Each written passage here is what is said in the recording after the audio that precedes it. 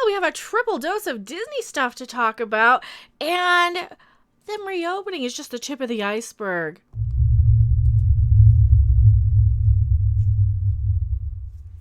Hello, everyone. I am Mecha Random 42, the one, the only, the original, still your favorite YouTube heartbeat. Baby Yoda. Baby Yoda, so cute.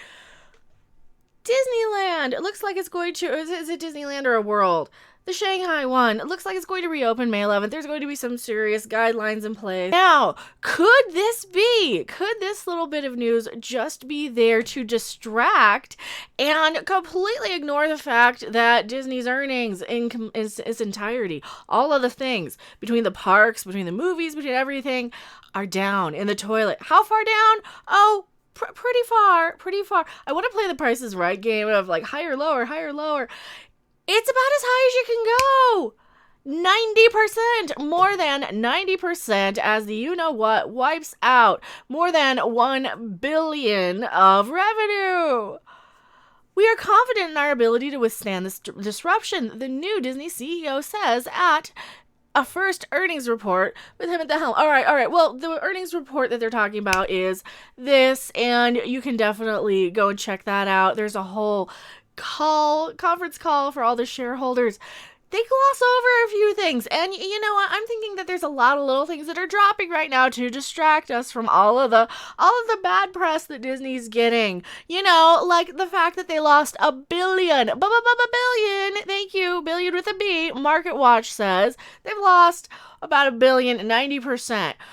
Do we feel sorry for them? I don't, because you know what happens when they don't prepare for these things. We're expected to prepare for a rainy day. We're expected to put some money aside in case something bad happens.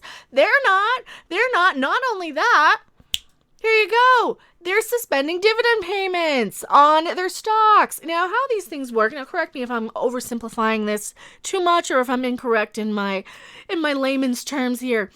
When you have a lot of stock and it's profitable, like a company is very, very profitable, if you're a shareholder, you get a little bit of a dividend, a little bit of a payout because of that. It's called profit sharing, and they're suspending that. How many people actually live off of their dividend payments, their interest? You get a lot of these people who do. And I'm not saying it's just a bunch of rich people who do either. You get some people who are like, you know what? Whoever left me this much in stock, and now this is my income, and now they don't have it. And are they getting these big fat corporate No, they're not. So I think that they're releasing and dropping a lot of stuff to distract us from this. And of course, I'm going to make a video poking fun at it and calling it out, because you know what? Disney, you should have known better. You should have put some of this money aside. I know it's an unprecedented thing and nobody could have completely predicted. Nobody could have predicted this. But here's the thing. When you have people like Bob Chapek and Bob Iger getting, sure, their salary is reduced, but their bonuses aren't. And their bonuses are oftentimes much, much, much higher than their actual base salary of millions. These people get paid millions and millions and millions of dollars. Well, their employees get furloughed. The people who work for Disneyland, they're not getting paid out of pocket. Not all of them anyway. Well, you have all of these massive companies not doing the right thing and finding ways to take care of their employees in such a case of something like this. And I get it, it's very unprecedented. But at the same time, I'm tired of these companies being rewarded for their bad behavior and their lack of planning. When they have that kind of money laying around, there is no excuse for this. So I'm going to use the Bounding Into Comics article for most of this because, let's face it, they're probably the best. They're the most reasonable, and they promote some of our colleagues here, like Park Hopping and Clownfish TV. So shout out to those channels. They're definitely worth checking out. The Walt Disney Company revealed an insane loss of income due to the you-know-what during their Q2 2020 earnings call. Disney's Senior Executive Vice President and Chief Financial Officer, Christine M. McCarthy, reported the company lost as much as $1.4 billion. Yeah! Alright, I'm not sorry for you, Disney. I'm really, really not. You make enough money where this wouldn't even be a problem if you handled it a little bit better. Sorry, I'm just gonna say, And I'm just tired of hearing, oh, poor companies, poor rich billion-dollar companies that, can't be bothered to set up anything just in case they can't pay the dividends on some of their people. I am not proud of you, Disney, on this one. And I've been calling out Disney for a very, very, very long time as one of these giant corporations, these giant entities that come in and have no passion for the brands that they're actually producing.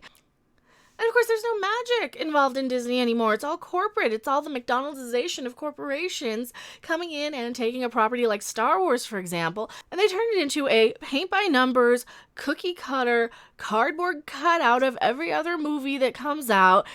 And they're not interesting. They're not passionate. They have nothing that makes me want to feel sorry for them because they're not creators. They're not people. They're just mindless entities. They're corporations.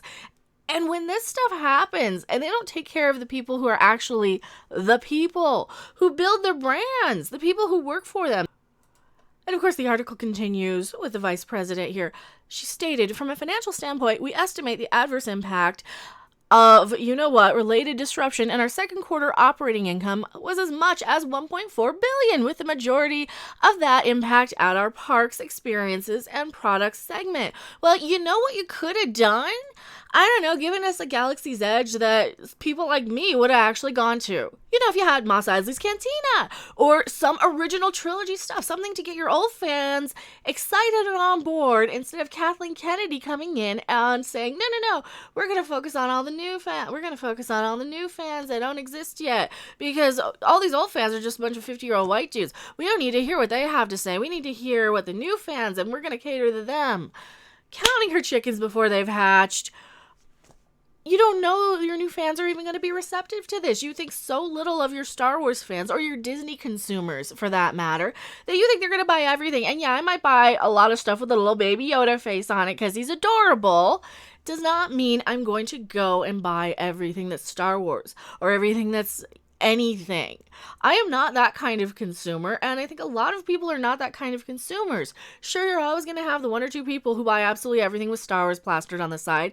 I get that. There's nothing wrong with that. I'm not condemning that. I'm condemning the mentality of these giant corporations and these people like Kathleen Kennedy's and the studio heads, the park runners, the people in charge, the billionaires calling the shots, and the multimillionaires who work for them, who go in and just think so little of us that we're just going to consume everything. Because that's all it is. They're, oh, no, you're just a mindless consumer. You'll just buy it because it has Star Wars on it. You'll just buy it because it's got Mickey Mouse on it.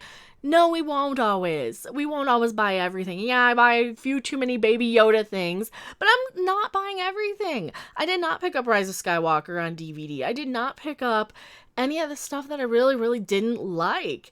Not just to complete. I'm not completing collections of things anymore. I'm not completing my Star Wars DVDs. I've actually gotten rid of some of them because I can't sit there and watch it anymore. I just can't with some of these, especially this new movie. McCarthy added, as a result, excluding certain items affecting comparability earnings per share from continuous operations for the second quarter were 60 cents. Despite announcing that the shutdown caused by the you-know-what caused them to lose as much as $1.4 billion, McCarthy spun a positive tale, as you do, because you don't want people panicking. You don't want people going, you lost all this money, what am I going to do? No, they don't want to do that. They like to focus on the positives. This is like exactly what happens when we deal with the Star Trek, CBS, that stuff, where they like to pull the wool over a lot of the investors' eyes and the shareholders' eyes, and they like to go in and say, oh, yeah, well, we didn't get that big of a reception for this, and we're losing money on that. Oh, but we might do another fourth movie with J.J. Abrams, so all those YouTubers are going to go make a video on it, which I don't anymore because I know enough to not deal with any of their fake positive news. Now, this is another thing that I believe is truly, truly happening right now. I believe that they're throwing us all of these clickbait articles, all these rage bait articles to distract from this. This is the real story, is how much money they're losing. So they're throwing us all these little BBC articles saying that The Last Jedi was the best one, or that Empire Strikes Back was the worst one of all the Star Wars movies. And we know it's not to be true. And when you go and read them, they actually say the exact opposite, or they make such a weak case that you're like, okay, why did you just clickbait me on this? You're only doing this just to distract us from this. And they do the same thing in Star Wars. They do the same thing in Doctor Who. We know their tricks. We know what they're up to. So the more important thing is that they lost $1.4 billion. She explains, our balance sheet and liquidity remain strong. Those who have followed the company over the years know that we have historically taken a prudent approach to managing our balance sheet and liquidity. Oh, so you guys have something in plan for this? You're going to be paying your dividend? No, not really. No, you're not. All right. So you're just lying. You're just blowing smoke.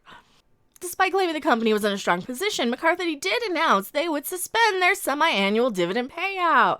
See, and that's a good thing. Oh, that's a good thing. Remember when all the Solo Star Wars story articles were dropping about how much money Solo lost? Because it lost money. It lost a lot of money. Hashtag Solo lost money. And they would spin every single article like that's a good thing. That's because that's what they do. You obviously don't want to go in and be truthful and admit, yeah, we're boned. We don't know what we're doing.